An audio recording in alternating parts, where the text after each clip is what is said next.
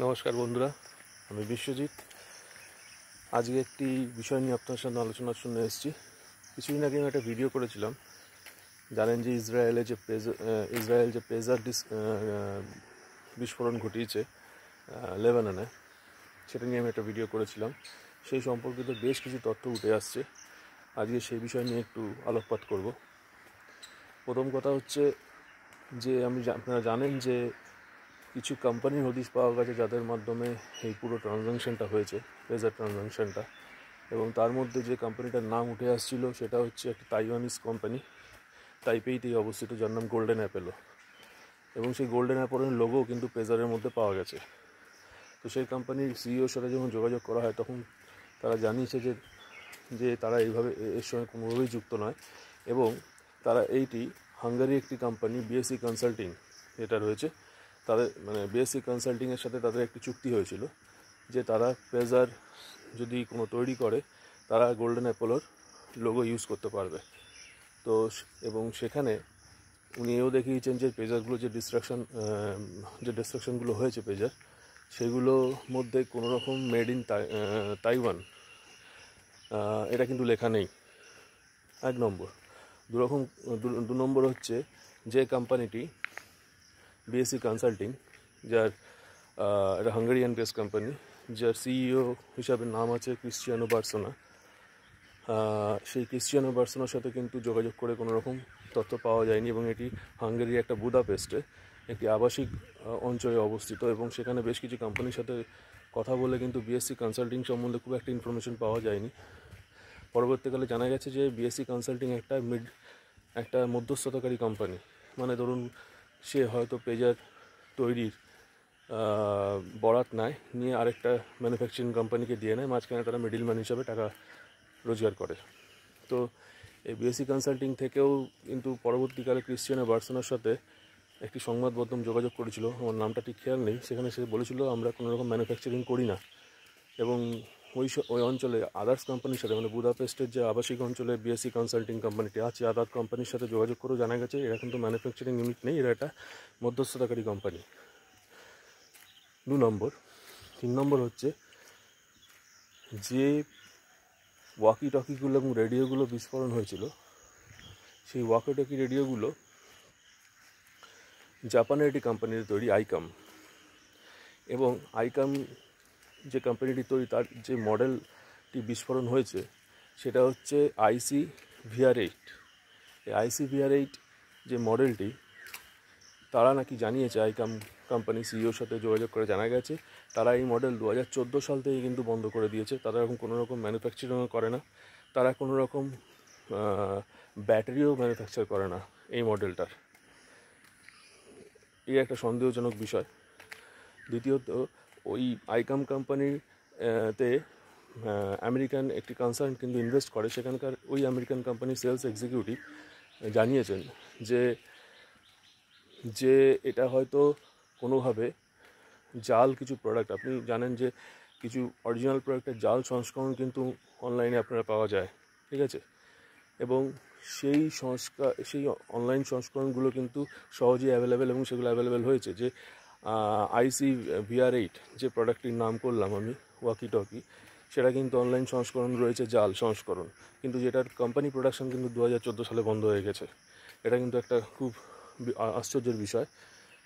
তো পুরো অপারেশনটা যদি আমরা একটু দেখি, যে ইসরায়েল এটা ফান্ডেড কোম্পানি হচ্ছে হাঙ্গেরিয়ান বেস কোম্পানিটা, এবং আরও দুটো সেল কোম্পানি কিন্তু তারা তৈরি করেছিল, মোসাদ।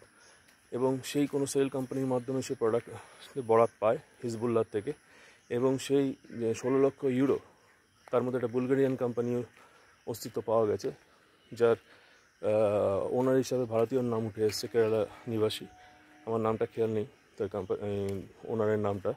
তো সেই শেল কোম্পানির মাধ্যমে, বুলগেরিয়ার শেল কোম্পানির মাধ্যমে টাকাটি 16 লক্ষ ইউরো প্রায় হাঙ্গেরিয়ান কোম্পানিতে আসে, এবং তারা হয়তো ওই জাল সংস্করণ বা অনলাইন সংস্করণ যে প্রেজারগুলো রয়েছে সেগুলো তারা অর্ডার করে, এবং তারা সে অর্ডারগুলো নেয়, এবং সেখানে বিস্ফোরক রেখে দেওয়া হয়।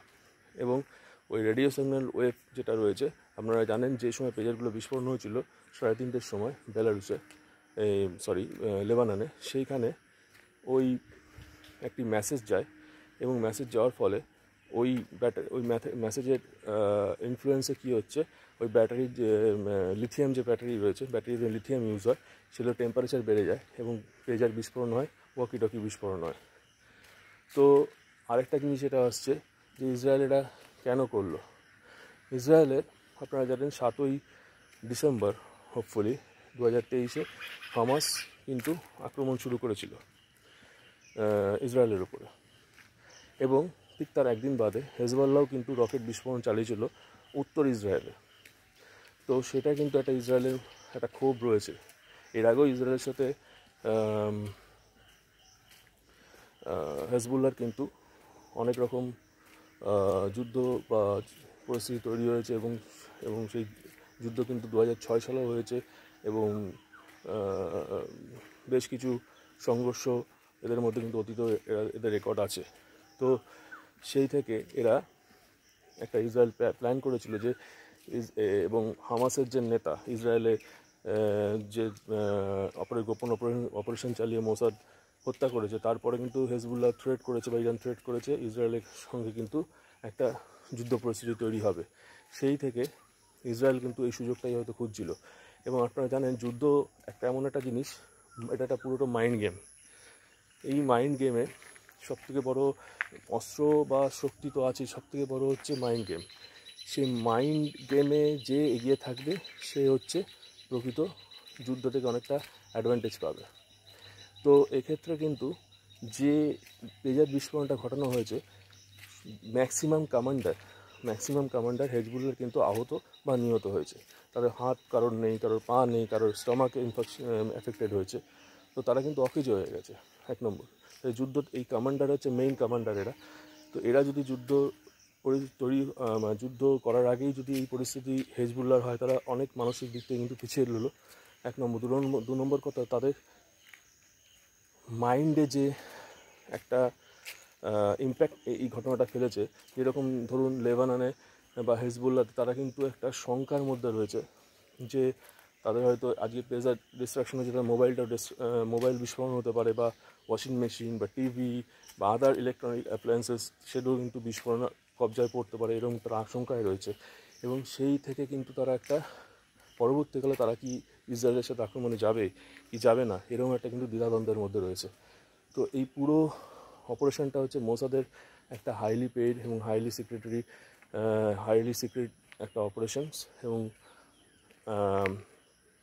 পরবর্তীকালে ইসরায়েল বলেছে যে তাদের এরকম আরও 10টা অপারেশন আছে যারা তারা চালাতে পারে। তো এরকম একটা আওয়াজ দিয়ে রেখেছে, সেখান থেকে কিন্তু একটা মনস্তাত্ত্বিক দিক থেকে কিন্তু তারা অনেকটা এগিয়ে রয়েছে এবং হেজবুল্লাহ অনেকটা পিছিয়ে রয়েছে। তো গতকালই আপনারা জানেন যে নাসারুল্লাহ যে হেজবুল্লাহর প্রধান নেতা, তাকে হত্যা করা হয়েছে। তো অনেকটা কিন্তু যুদ্ধ পরিস্থিতি যেদিকে যাচ্ছে, ইসরায়েল কিন্তু অনেকটা মানসিক বা সামরিক দিক থেকে কিন্তু অনেকটা এগিয়ে রয়েছে। তো এই পেজার ডিস্ট্রাকশন হচ্ছে তার মধ্যে একটা, আমি মনে করি সবথেকে একটা এলিগেন্ট অপারেশনস, যেটা কিন্তু যুদ্ধক্ষেত্রে ইসরায়েলকে অনেকটা অ্যাডভান্টেজ দিয়ে দিয়েছে। তো আপনারা কি মনে করেন অবশ্যই জানাবেন।